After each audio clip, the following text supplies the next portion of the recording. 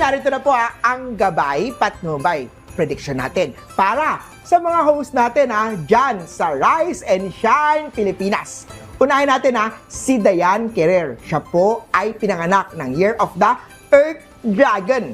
Ang dragon this year long-term goal plan ang isipin. Sa dragon this year nakita din natin maganda rin po ang pagpapakasal na. Magandang taon din to consider having a family. Ang earth element naman marami siyang bagong mga makikilala, mga old friends niya ang tutulong, magdadala ng blessing.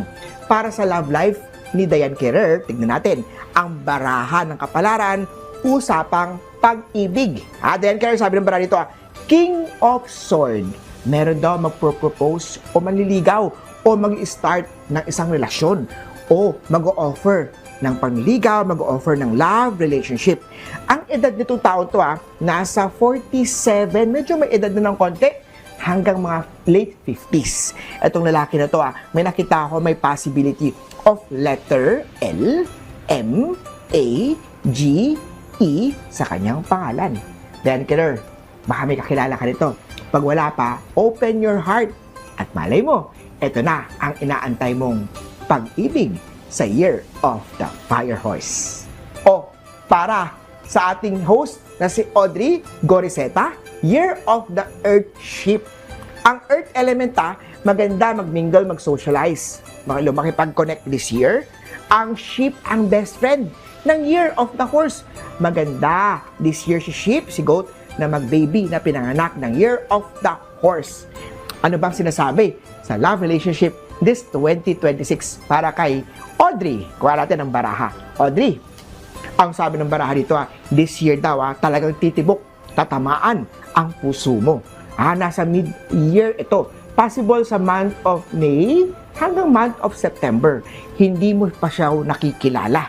Isang babae ang magpapatibok ng puso mo. Isang referral o isang mamimit mo sa isang event, sa isang activity. Bigyan natin ng letter ng konti. May letter E, A, C, M, G sa kanyang pangalan.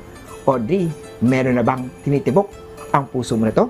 Mukha itong babae na to ay magdadala ng seryoso o mga long-term na love at romance sa puso ni Audrey.